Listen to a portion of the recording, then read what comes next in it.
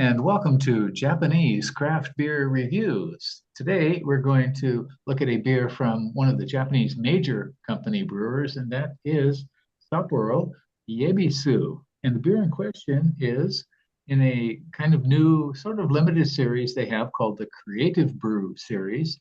And the beer is Ibushi, and it is a smoked or Rauch beer style, 5.5%. And this is actually the fifth in their series of Creative Brew beers. And what they're doing with this series, the Creative Brew series, is according to their website, trying to get younger brewers involved and trying to let them express their knowledge and their desires through different styles of beers. And in this fifth one, it is a smoked beer. The beer contains malt, which was smoked with beech wood. They claim it had a kind of short time brewing. I'm not sure exactly what that meant here. It's actually the first time for them to use smoked malt in a Yebisu beer, and perhaps in any beer. I'm not quite sure. Okay, but I am here today with two special guests, Lefty and Al in Japan. Hello, gentlemen. Hello. Hiya. And Alan, you want to tell us who the fellow down at the bottom there is? Yeah, I sure would. Yes, we have the Michael Jackson of Japan, Kyoto Lefty, who is in the top 100 of Rate Beer. So we are honored to have his presence here today. How many beers is he rated on Rate Beer? At last count, something over 15,000 beers, and 6,000 of those were Japanese, and plus there's another 1,000 sakes that he's tried. So, yeah, he is very, very well versed in beer, and all of those have tasting notes to them. So it's not, it's Rate Beer where you actually have to have standards, anyway, if you want to know, go take a look at his reviews on. Check out Kyoto Lefty on Rate Beer for tasting notes. There's some very good, and of course, Mr. Beering here, yourself, you've got quite a few, several. Well, are you up to about 8,000 now? I'm just hanging on to Mark's coattail, Lefty's coattail. Oh gosh, we all are. Yeah. How many ratings does Wambata have now? I haven't seen. I saw one kind of. Yeah, I don't know this guy Wambata. I've just heard he used to be quite prolific on that site, but apparently he's really slacked off. Darn that Wambata. All right. Lefty, who is the fellow up above you there? Al is a guy who I normally spend my time drinking, sampling whiskey with lately. Because he's moved from beer to that heavier spirit, and I would like to call him the Ralphie of Japan. Whoa! You need to make your own little bothy and start making videos because you know pretty much everything that's going on in that field. But I'm glad to be here and to drink some smoked beer with you guys. Yeah, my pleasure, man. Okay, so again, we're going to be looking at this beer. It's called Yebisu Ibushi. Mark, tell us about the kanji here. What do we have here? So Ibushi means something that's smoked. So to smoke something, it's used in kunsei. So it pretty much is the exact Japanese word for rauch, I guess. Doesn't mean smoke, but to smoke. To cook something with smoke. So yeah, they're going for a Rauch beer here, which is kind of exciting that they're doing this. Yeah, something new. And the label design clearly shows something smoky here and some malt, for sure. So this style here, Rauch beer or smoked beer, Mark, what can you tell us about that? Well, it's known from Upper Bavaria. I mean, the northern Bavaria, the Franconia region in Germany. Particularly Bamberg is famous for its Schlenkerla and Spezial. Schlenkerla especially worldwide distribution, so it's known very well. This is an old style of making malting the barley, right? Because before Coke had been invented, not the drink or the drug, but the coal-based thing, they would stop the malting growing of the barley by putting it over smoke, putting it over logs, and usually beechwood would be used, and it's still used in that area. This is using German beechwood smoked malt, so it's kind of a direct link to that traditional style in Germany. There's some craft brewers in Japan who make Rauch beer, and some of them do it very well. Although typically it's probably, I don't know, 30 to 40% of the smokiness that you get in the German one, maybe up to half, but almost never that full-on ham and bacon and smoked salmon type of thing. So I'm interested to see the level of smoke in this one. Okay. I have to tell you, I mean, when I first had Schlenkerla, their Märzen, I took a sip and I spit it out because I was sure something was wrong with the beer. Absolutely certain. I had never tasted anything quite like it. And now, of course, it's very tasty. And I wonder if how this will go over with the Japanese public. Well, we'll see. And here Alan has Schlenkerla Pearl. Their newest elder smoked Schwarzbier. Schwarzbier, nice, very nice. Yeah. So if you want to try a good representative, probably an exemplar of the style, go out and get a Schlenkerla beer. They make a Märzen and a Weizen that are often quite widely available. Okay, so this is again a seasonal, or rather a limited beer in their Creative Brew series here. They use malt from several countries. The first one listed is Germany, of course, and also Japan, France, Denmark, and Australia. We don't know about the hopping exactly, but it may not be terribly important in this beer. The price for this was 239 yen. In US dollar terms, that would be $1.67. In euro terms, €1.52. Okay. So we know a little bit about the beer and the style and the brewery. Shall we give it a go?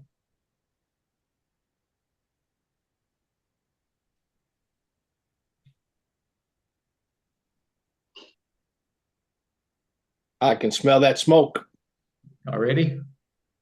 Yep.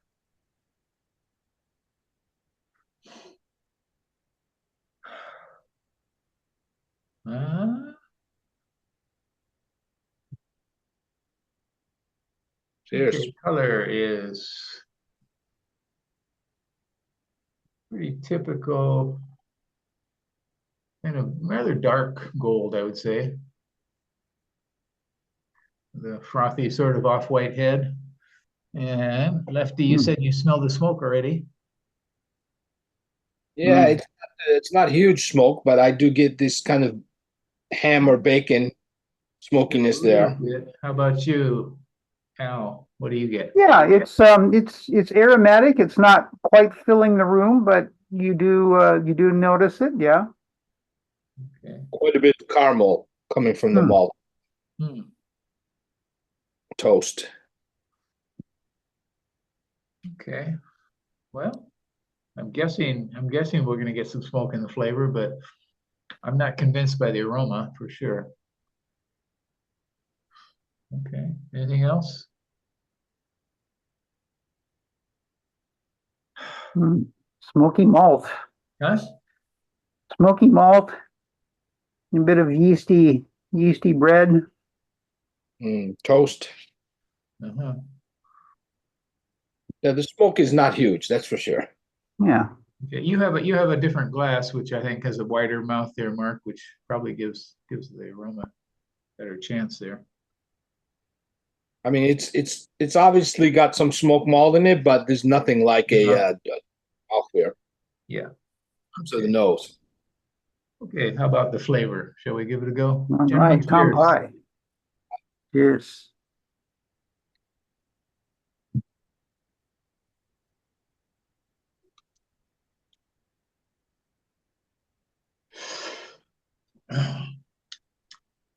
Better have another one.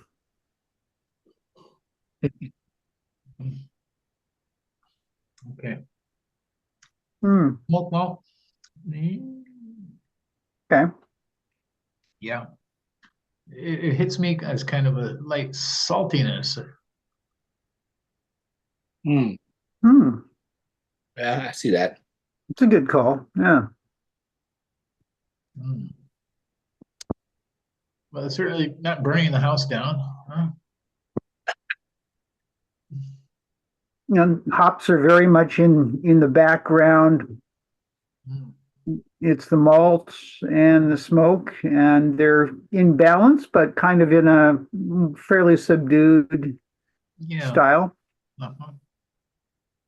I think it's a nice tasting amber lager, well balanced. Yebisu usually is. You know, it's nicely brewed. It's nicely fermented. Yeah. If you're going to call it Ibushi, I'd rather have a little more smoke going on.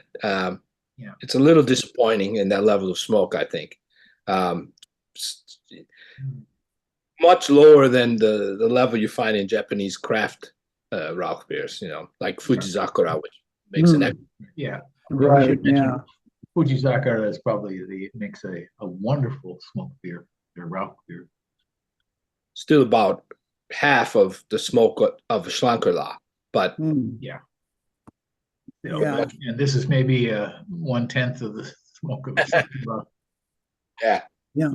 Well, I think they didn't, as it's mass market beer, they didn't want to scare off the customers too much by making it too distinctive. Yeah. yeah, right. And The kind of, portion of smoked malt is probably fairly small.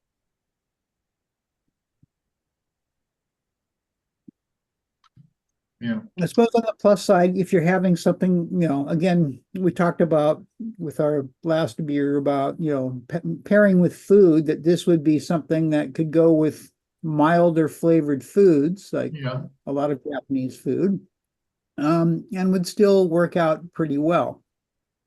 Mhm. Yeah. I would agree with that. Yeah.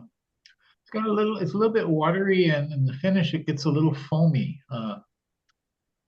It's kind of foaming up in the back and then tapers off. Mm. Hmm. Yeah, Yeah, right. it sustains, but it has flavor. I mean, it sustains, but it's just above the level of, Yeah. what's A little tail, a just tail of flavor acceptable. there. Yeah. Yeah, Yeah. it's So again, it's not bad. But it's not really complex. But it's more of that Yeah. easy drinking style, I guess. We're getting from the majors. yeah. I have to give them some points for just trying the style. Yeah, For letting people I agree. know that there's more out there than, what most mass market beers tend to be, and Yeah, the aroma is nice. It's not going to scare people too much. no. I think especially if it's somebody's first introduction to a smoked beer, it would be Yeah, a pretty good choice. absolutely. I heard that this was based on a recipe in their museum. They have a museum Oh, in Yebisu, Tokyo, Yeah, and yeah. there's a little pilot brewery in there, and that they made this smoked beer there, which was a huge hit among the museum goers, Oh my. oh, and Okay. liked it so okay. much decided to put it out in this form, slightly different, tweaked recipe, I guess. Oh, I Hmm. see. So that was just a special on their little system there. Hmm. Okay. Yeah, we should mention Oh, that didn't know that. just opened earlier this year, I think, right? The Sapporo Yebisu Brewery in Tokyo, Yeah, I and mean, museum. maybe you can say reopened. I don't know if it's probably a new facility, but they used to have a brewery there a long time, been closed for years. Hmm. Do they have tours and like tastings and stuff like that? I don't think that they have brewery tours. It's a museum, Yeah, pilot brewery, and I think you can do tastings of their beers there. yeah, Okay. yeah. It would be interesting to try out and see. Yeah, Hmm. yeah. So I think we would agree that Yebisu is one of the top lines of Japanese major beers for sure. And in recent years, they have been putting out lots of different variants of Yebisu. In the past, it was simply their basic Dortmunder beer, and now they're putting out many different types, just as Suntory is doing with their premium malts line. So, yeah, we're trying something new. How often do they put out the Creative Brew? This is the Creative Brew series. How often do they put beers out? It's the 5th or 6th in the series. I believe they started sometime last year. Okay. What else did they have? They had something called the Juicy Ale, and what else? Do you recall any others, Mark? They had a citrus wheat or something like a citrus wheat right. lager. Citrus, yeah, the citrus one. Citrus Blanc, and that's still available. Citrus Blanc, yeah, I think. That's still in the stores It's a lot now. more impressive. First one was just a really well-hopped lager. I was more impressed with than the ones with juice in them, you know. Yeah. So maybe that's just case, they will probably continue this, I hope, and try new different styles for us to look at. This probably won't stay around for long, though. I can't imagine this one being a regular in their lineup at all. Yeah. So, okay. Any final thoughts? It was just released on. Yeah, that was just released. Wasn't like September 10th or so. So again, if you're in Japan, and you see it on the shelves, you know, why not? If you're curious, you haven't had a compare it, you know, try this, and then if you can get a hold of a Fuji Zakura, try one of those, and if you can get a hold of a Schlenker Law, that would be a lot of fun. Compare the, you know, how the Japanese approach this traditional German Rauch style. Well said. Yeah, I applaud them for making it. A little disappointed, but kind of expected so much. Yeah, I didn't. You know, you can't expect it to be too smoky. Right. Yeah. One thing I'm not going to ask about scores then.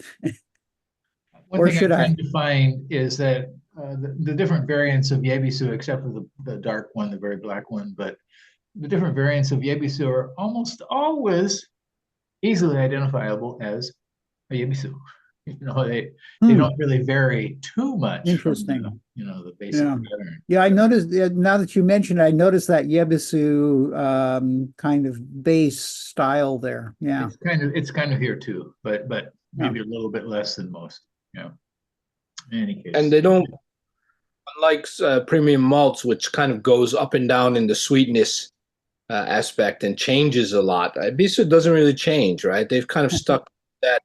For the the main beer has been the same since I've been drinking it, and always pretty reliable. Really. Yeah, reliability for sure. That's for sure. That's for sure. Yeah, it's a good choice, I think. If you're going to try a major Yebisu, just straight Yebisu is a good one. Yeah, I would say probably Yebisu or the premium malts. Either of those two lines, it's hard to really go wrong with either of those. Sure.